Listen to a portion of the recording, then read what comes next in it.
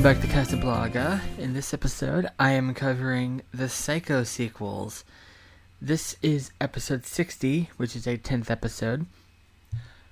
I don't think I mentioned in the first episode of the season. I think I did. I don't know. It's been so long. I am changing the way I'm doing every 10th episode. Instead of it being just a double movie, a double review, a double episode, whatever you call it. Instead of it just being two movies, I could cover two movies, but I'm most likely to cover a series or multiple movies or something more than just two. In this instance, I am talking about 3 movies. My first year doing this, for Halloween, I talked about Psycho. Well, this time I am covering the sequels, which is Psycho 2, Psycho 3, and Psycho 4: The Beginning. Yeah, they were doing prequels all the way back in 1990. It's nothing new. I know a lot of people hate these movies, but they say that when they haven't seen it.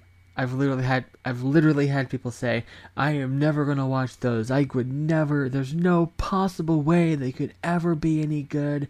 You can never top the original. And honestly, that's a horrible mindset to take. Just because you know it's not going to be better than the original, you just hate on it and say it sucks. It's the worst thing ever. It doesn't have to be better than the original. It's, and also, with something like this, there's absolutely no way to top the original. They were never going to top the original because it's such a classic.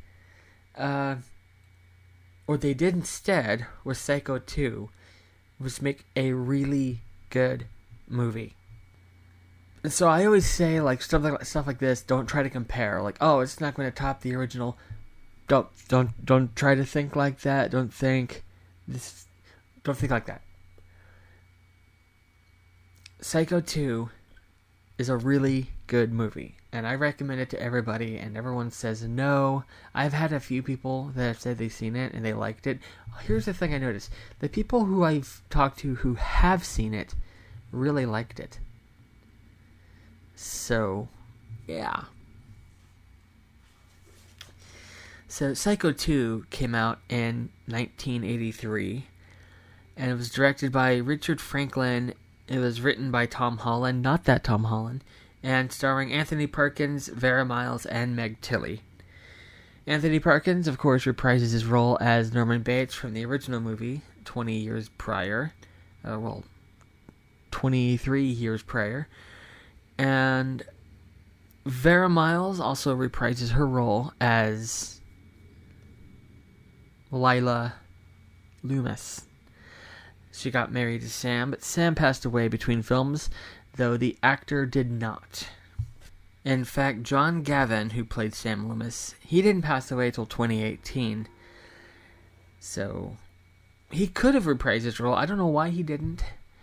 I'm not that concerned. I didn't like Sam Loomis as a character. I don't know if I mentioned that in my episode about it. I just thought the acting on that character in particular was horribly done. So I wasn't too upset that he didn't return.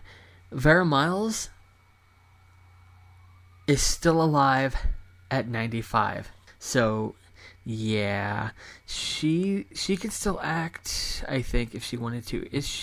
What's the last thing she's been in? Because I don't think she's acted in anything in a while. Let's see. Most recent thing she's been in. I'm scrolling. I should have looked this up before. Okay, I see. Last thing she was in. Wow, there's a lot of stuff she was in. There it is. 1995, a movie called Separate Lives. So she could be in stuff if she wanted to, but she retired. I really wish she would at least cameo in something, because it would be cool to be like, oh look, there's Vera Miles, legendary Hollywood actress.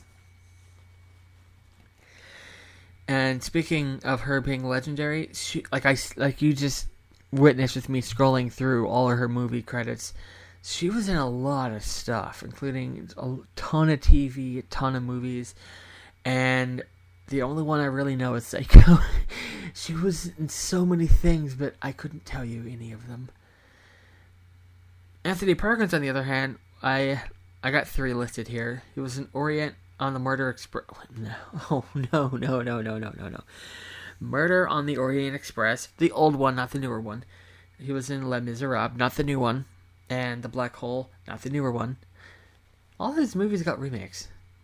Meg Tilly is the sister of Jennifer Tilly. And she was in Road to Avonlea, which I did an episode on. She was in Bomb Girls, which was a show a few years ago about set in World War II. And she was in Chucky, which is a series that's on right now. Jennifer Tilly is a mainstay in the Chucky series. And Meg is her sister. And she's in the show. She actually... Oh, I don't want to spoil anything, but... screw it. Everyone's seen it. Meg Tilly gets killed off. She plays herself. She gets killed off. I think that's kind of funny. So the plot of Psycho 2 is... It takes place 22, I think, years later. And it starts off... Actually, probably the best way you could start a movie like this. It starts with the shower scene in Psycho. Like the shorter version. It like jump cuts... It like cuts out certain thing. It's a shorter version of the shower scene. And as the camera pans away from the body and turns and pans towards the newspaper on the stand, it says Universal Studios presents. And then whenever like the camera pans out the window, like in the first one, like it goes there. It's an edit here. In the original movie, you can still see the window frame, but they edit this in a way that you can only see the house, no window. It's like, oh mother, blood, and then it says Psycho 2, and then it like plays the music, and as the sun comes up, and it's in color, and that was a perfect way to start this movie with the famous shower scene. The house framed in the window, and then the sun coming up in color. You're introducing this black and white world to color, and I think this is just the best way you could have opened this movie. And I must talk about the music at this point. They very easily could have done something. They could have made this a really bad movie. They could have known this. This is a sequel to Psycho. Everyone's gonna think of Psycho, and they could try to recreate it. They could just try to do the same thing over again. They could have tried to use Bernard Herrmann's music. They could have just tried to copy what they've done before. But no, they did something completely different. They have obviously a totally brand new composer. A whole new person does the music, and he doesn't even try to mimic Bernard Herrmann's music. He does his own thing, and I think that's great. I love that they didn't even try to make this a copy of Psycho. They did their own thing, and I can't stress enough how much I love that. That's like the first thing you'll notice when you start this. Other than that opening shower scene, they don't try to copy anything. And then after that, after it says like directed by, it cuts to a courtroom, and Norman Bates has been found cured and being released. Lila Loomis is there. It's like she's protesting. I have signed this petition. Doesn't anyone care about the victims? And yeah, it just sets up that she's still angry. And first time I saw it, and I think the first time most people see it, they just assume that she just makes a little cameo here at the beginning to show, oh, she's upset about this. And then Norman gets driven to his the old house at the motel, and his therapist, caseworker. I'm not entirely sure who he is, but he's like, "Are you sure you want to stay in this house? We could set you up a house or a hotel in town, and this, as long as you stay in this house, the memories could come back." And he's like, "Oh, I'm good now." And I think Anthony Perkins, he really stepped back in this role, in a very, very good way. He didn't just, again, I'm probably going to be saying this a lot when I'm talking about Psycho 2. They could have just done the same Norman Bates from Psycho, and they could have just done the same Norman Bates, just aged up, but he's different. He's he's still got the nervousness of the original Norman, the original Norman. He is the original Norman Bates, but you know what I mean.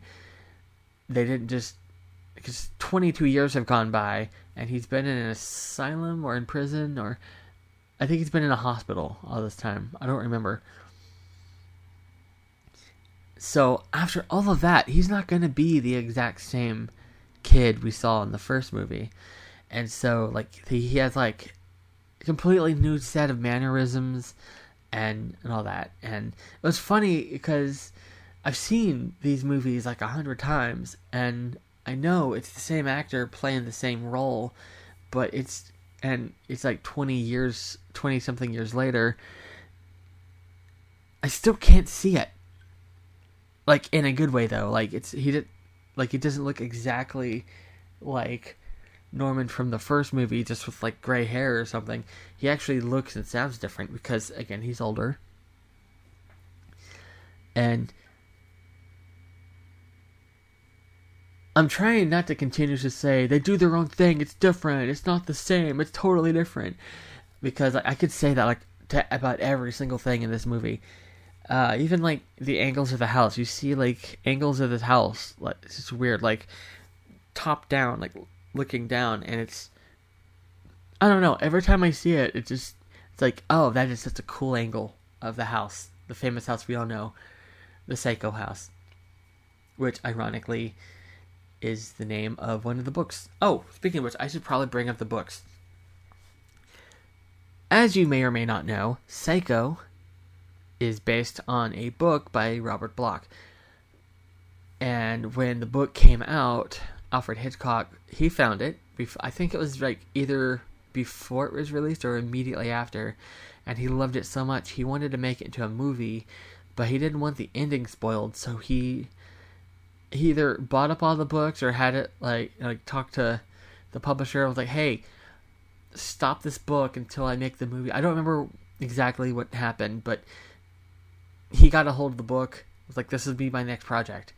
And yeah, obviously it became a huge classic hit that it is now, and the book is amazing. I've read the book 3 different times. I listened to the audiobook a couple months ago, and as much as I love the movie, the first Psycho is one of my favorite movies of all time, and you'll pretty much hear all the time, Psycho the book is better than Psycho the movie, because, well, many reasons, but mostly that it has more story there. There's more happens, and obviously the book is more gruesome. It's a bloodier movie than it's a bloodier book. The book is gorier and bloodier and more graphic than the movie, because it's 1960. They barely got away with the shower scene they filmed. They're not going to do the one that was in the book. In the book, it's she saw the butcher knife, and it cut off her screams and her head, or something like that. Basically, instead of just stabbing her 100 times with a knife, the mother character cuts off her head in one swift movement. And it's wow, that is different. And I'm not supposed to be talking about the first movie. I'm supposed to be talking about the books. Oh, this is leading to that. So, Robert Bloch did not want to make I think he was against the making a movie, a Psycho 2, like making up their own story. He was like, wait, no, that was my story. And like, Alfred Hitchcock passed away, and they were like, hey, we're going to make a sequel to this. And he was like, hey, no, you're not. That's my story. You can't do that. And then the studio was like, actually, we own the rights to the movie version, and so we're going to do what we want. And Robert was like, okay, if you're going to do that, I'm going to write my own sequel that is nothing even remotely close to what yours is. And I'm not going to license it to you. And they were like, fine, you do that. And then, so they made their own movie, and he wrote his own book, and they're not even remotely related to each other in any way, shape, or form. And you know what? Psycho 2, the book, is also really good. And it has a plot twist I did not see coming. I'm not going to share that one because Psycho 2, the book, is lesser known. Like, I don't mind spoiling things in the book or the movie because they're so iconic at this point. If you haven't seen or read it, then that's on you. The book, on the other hand, people avoid that because they're like, oh, it's a sequel to a classic. I'm going to not touch that. But, yeah, you should. You should touch that. You should. I almost worded that really wrong. You should touch all over that. No. I thought I realized what I was going to say right before I said it. You should get the book, ebook, audiobook, library book, whatever. Read it and watch the movie too. I bought it on Blu-ray. I bought the it's a 4-movie Psycho collection on Blu-ray. So I couldn't tell you where they're streaming. Or if they're streaming. They're probably on Max. I have a feeling they're on Max. Universal. Probably Peacock. I don't know. I don't know where they're streaming. I know they're streaming somewhere. They have to be. They're so iconic. You know what? I'm going to take the time right now to look up where they're streaming. I didn't think to look that up because I have them on Blu-ray, so I didn't need to know where they were streaming or if they're streaming. Okay, Psycho 1 is on Prime Video. Let's see. It's not showing me. I'm going to have to manually look up Psycho 2. That is not streaming. Psycho 3. That is not streaming. And Psycho 4. Not streaming also. So, buy the Blu-ray. You will not regret it. They are great movies. I know I've been talking about this. I keep saying the first one. Okay, so I know they're 4 movies.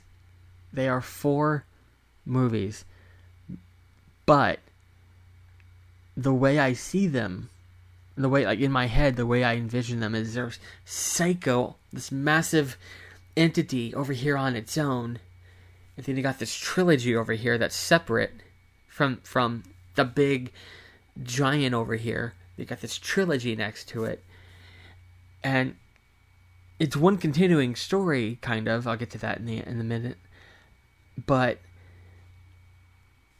yeah. So when I say the first one, I'm talking about the second one. that's how like ingrained it is in my mind that they're a separate trilogy. It's like, so anyway, the first movie, the second movie. I don't want to spoil too much. I'll just kind of give like a spoiler-free breakdown of it. Basically, once he gets back to his house, he has to start a job. I think it's weird. Not weird that he has to start a job. Like he's dropped off at his house for the first time in like 20 something years, and then as his caseworkers leave, he goes, "Don't forget, you start your job in a few hours at the cafe." And he's like, oh, I'll be there. And so he walks there. He's like a few hours out of the asylum or the hospital of 20 years, and he starts a job at a cafe. And I always thought that's a little rush. Give him like a week or two to kind of get settled or like reacclimated to the world. But, whatever. They wanted to get the movie along. They couldn't have just done a time jump like, I have like a line like, Norman, you start that job at the cafe in a week from today. Don't forget. I'll be there. And then cut to him walking in. It's like, oh, okay, you just jump forward a week. He's more comfortable in the world. But no, he's just automatically comfortable with the world. Okay, I know what you're probably thinking. I said, oh, this movie's great. This movie is so amazing. I'm just showering praise on it. And so you probably think, oh, I find no fault in it. Oh, there's fault in it. There's no such thing as a perfect, faultless movie. You can find criticisms about your favorite movie of all time. So, yeah. I could say 100 good things about it, and then I say one bad thing. I'm like, see, you hate it too. You think it's stupid. No. It's just a criticism about this one scene. But he meets a coworker there, and I'm not gonna talk too much about the details. I want to, but I'm not, because nobody has seen it. I'm the only person in the world who has ever seen Psycho 2. That's why they spent the money to put it on Blu-ray. Just for me. No, okay, that'd be weird. It's like, they email me hey, I know you really like this movie, so we put it on Blu-ray just for you. Special packaging and everything. And then we're going to sell it to you because we're still a company. We got to make money somehow.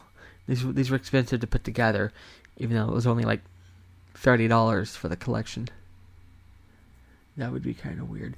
Anyway. I feel like if I keep talking about Psycho 2, I'm going to spoil it. So I'm just going to move on to Psycho 3. And I will say, even though more happens in Psycho 3, I think it might be my least favorite of the trilogy. Which, that doesn't mean I hate it. I still love it. It's still one of my favorite movies because it's part of the Psycho trilogy. But, of the trilogy, one of them has to be my least favorite of the Psycho series, and 3 is the one I like least, but it's still above everything else, pretty much. You know what I mean? I still love it, but it's not. Anyway, Psycho 3 is a 1986 film directed by Anthony Perkins. He was promoted to director. He also played in it. It was written by Charles Edward Pogue, I don't know, and starring Perkins, Diane Scarwid, and Jeffrey Fahey. I can't pronounce names all of a sudden. Diana has been in Mommy Dearest, Starsky and Hutch, Hawaii Five-O, The X-Files, Heroes, and Criminal Minds. And then Jeff has been in The Lawnmower Man, Machete, Alita Battle Angel, Horizon, and American Saga Chapter 1, which just came out in theaters. I saw it in theaters. Chapter 2 comes out in a month or so, and I can't wait to see that. I think they said it's going to be a trilogy. I don't remember, but I liked it. I didn't recognize him. Of course, granted, this is a 40-year difference. I probably wouldn't recognize him. The reason it was my least favorite is they did kind of try to go back to... It's kind of the movie people were kind of expecting. It does kind of rely on some of the tropes from the first movie. There's a character who looks like Marion Crane from the first movie. Norman Caesar is taken back to that, and he's just oh, it's the girl from that movie. I remember her because look, here's some flashbacks to me killing her, and then looking surprised, and here's some music that is reminiscent of the first movie, and oh look, the Marion Crane lady, whose initials are MC, by the way. They literally point that out. It's like on her suitcase, and he's like, MC Marion Crane. And and there's a scene where I do think this part's kind of cool, where it shows the shower, he's, because he falls in love with her from a distance, like he did with Marion, and he does look through the hole, like the first movie, the actual first movie, not the trilogy first movie. He looks through the hole, sees her undressing, and instead of it cutting to her in the shower, it actually shows him like doing the whole like outfit, walking to the room, unlocking the door, like going in there, and he like pulls back the curtain, and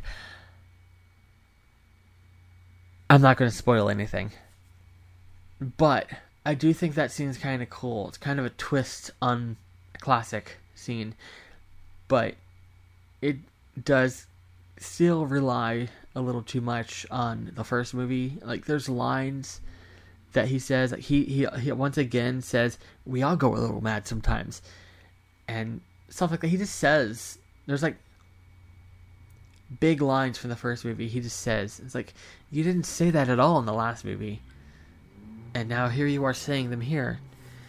And yeah, I mean, I'm not saying it's all just rehashing the past. Like, there are new things. Like, the film starts at like a nunnery, and like someone dies, and I saw there's a documentary called like The Psycho Legacy, and it's like talking about the history of Psycho and how they're made, and they interview some of the people who were in it and like the sequels. And this film starts before it even shows like the Paramount logo or anything. Like, the screen's black, and it the nun goes, there is no God, and it's like, that was intense for the time. Like, that's not something you'd see in a movie. So they're starting the movie very controversial, and then like, yeah, it shows her. It actually, you don't even see the motel or anything for like the first maybe 5 or 10 minutes, and it's just like it follows the Marion Crane looking character. She's the nun, and it follows her around as she gets picked up as a hitchhiker, and then she gets picked up by not the greatest guy in the world. And I'm not going to give too much away on that. I'm not going to say anything else on that. I will say I love the use of color in this movie. Like, in the first movie, there we go again. In the second movie, they, while they do their own thing, the house just uses regular lighting. Like you would expect to see in a house, like normal orange, yellow, white light. Just a regular light bulb, and you don't think anything of it. That's just how a house is lit, especially in the early 80s.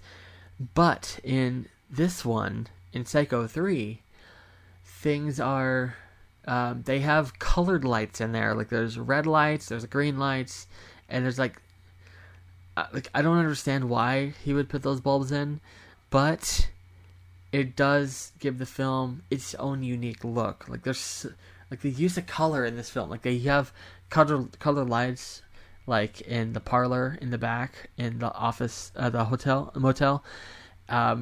Just different colored lights. It doesn't make any sense why would you put these colored lights in? It doesn't make sense why or when you would do that.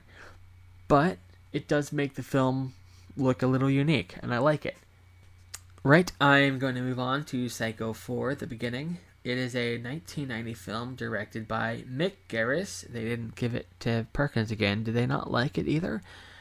Written by Joseph Stefano, who, I should add, wrote the first movie. The original Alfred Hitchcock movie. He wrote it. He came back and wrote this one. And it was starring Anthony Perkins, Henry Thomas, and Olivia Hussey? I don't know. I think it's Hussey. So, Henry Thomas, okay, so I've seen this movie 100 times. I did not know this until I went to go research this movie. Because I know the young Norman Bates. I know the young Norman Bates. The young Norman Bates. I know what he looks like. I've seen this movie 100 times. It never occurred to me to look him up. You know who he was? You know who he played? He was Elliot in E.T. the Extraterrestrial. The little kid from E.T. He plays young Norman.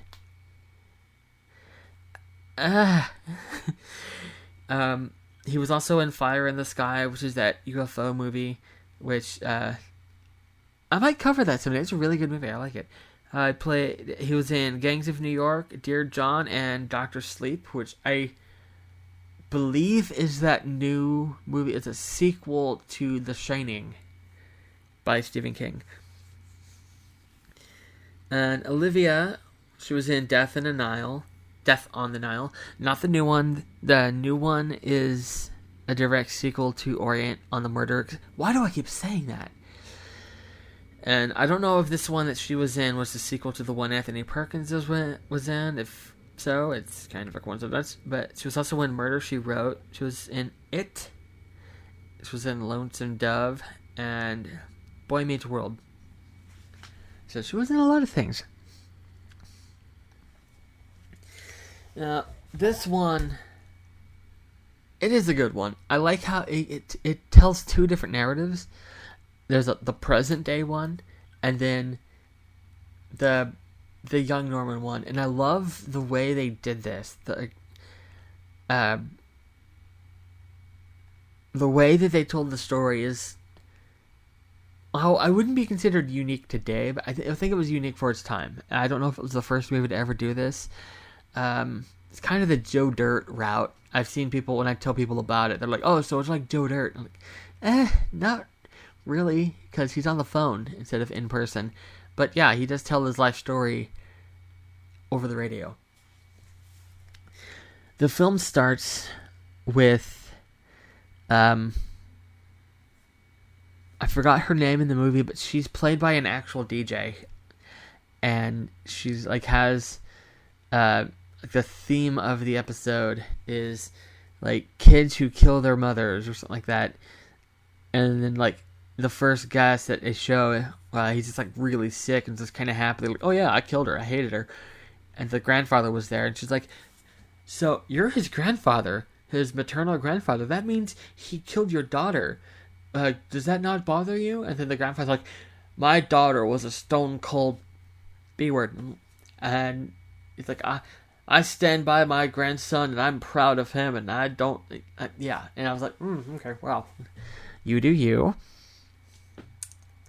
And then she has a guest on, and it's the psychiatrist, I think, from the first movie, the Alfred Hitchcock one.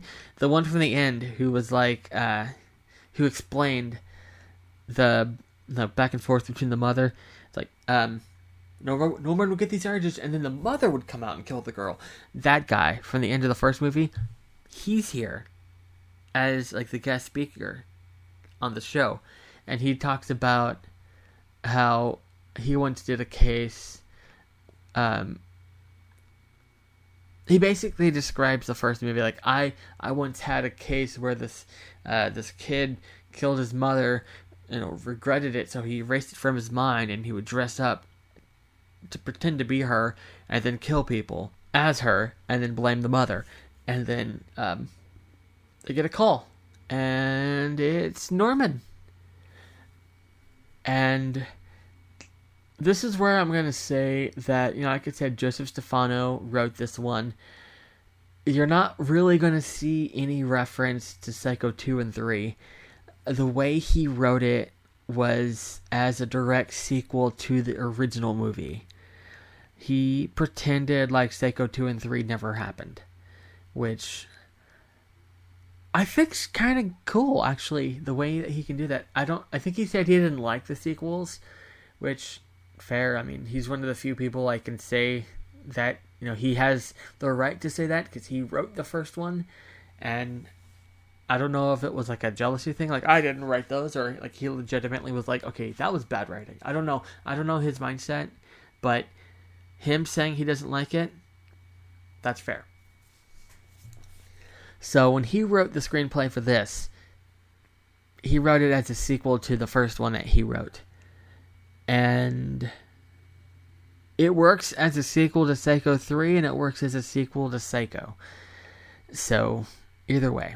You could skip 2 and 3. I don't recommend it. But, there you go. So, it has Norman in a house. A completely different house. And he is married. And his wife is at work, and he's preparing... he's cooking something. And he's on the phone in the kitchen and was like, oh, I can tell you why kids kill their mothers. And then he goes back and it shows like little kid Norman and his mother. You actually see mother alive for the first time. Norma Bates. And then like it tells the story of like him growing up, the first time he ever killed and all that. And then it shows all the stuff he went through, and then he kills her at the end. And it's kind of what you'd expect. I like it. Like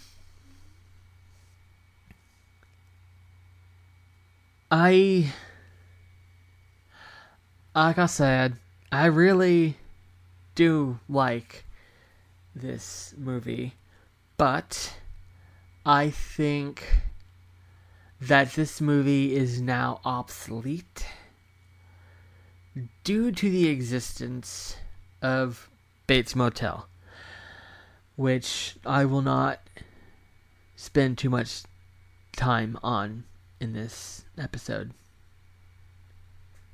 Going to leave it at that. But I will say that the ending of this kind of conclusively ends the series. I mean, I'm sure if they wanted to make a Psycho 5, they easily could have. But it became a little harder to do that. Because, like I said, this movie came out in 1990. And sadly, Anthony Perkins passed away in 1992. He passed away on September 12th, 1992. And the irony of him dying on September 12th, 92, is that his wife, she was on flight. She was on flight 11 on September 11th, the one that crashed into the North Tower of the World Trade Center. She was 53. And she was on the plane that crashed into the North Tower at the World Trade Center on 9/11. So he died on September 12th. She died on September 11th. 9 years later. So, yeah, weird coincidence. And just kind of I was going to say fun fact, but, not so fun. It's like, fun fact. Michael J. Fox was diagnosed with Parkinson's disease. It's like, fun fact. Anthony Perkins' wife was killed on 9/11 on the plane that was hijacked and slammed into the World Trade Center. Isn't that a fun fact? Yeah, no, that's not a fun fact. It's an interesting thing that I said. I don't know. I'm trying to say something other than fun fact. But you know what I mean. This one did use Bernard Herrmann's music. But I think that's fair because it's a prequel. And it was written by the same guy. And it's the closest to trying to copy the first one. I guess. Not so much. There are some inconsistencies in it that I didn't like. Like in the very first one, in the Alfred Hitchcock one, whenever Norman and Marion are in the parlor and they're eating, and he's telling her his story. He said that, it was this mother and I, and then this, she met this guy and became my stepfather, and he talked her into building this motel. in Psycho 4, the beginning, the motel's always there. Like, he didn't talk her into building the motel. The motel was already there. It was always there. And, yeah. So, I don't know why he would say that. I don't know. I like it. Like, again, there's inconsistencies. That's the thing. That's the downside of prequels is, sometimes that could be really interesting, explaining how things got the way they were, explaining like backstories and stuff. But if there were like specific details that were talked about before, and you forget about it and like write around that, or like don't mention that, or do something completely different, it kind of makes it a little contradicting. Kind of like, I haven't heard that name since long before you were born. But, like, he's literally called Obi-Wan, like, as Luke and Leia are being born. Like, he said he fought in the Clone Wars. He didn't say anything about being the one that started the Clone Wars. Anyway, prequels. What are you going to do?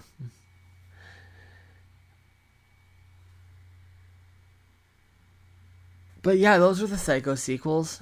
I highly recommend watching them. Oh, there was one more. I was going to talk about. I saw it a long time ago. I didn't watch it this time. It didn't come with.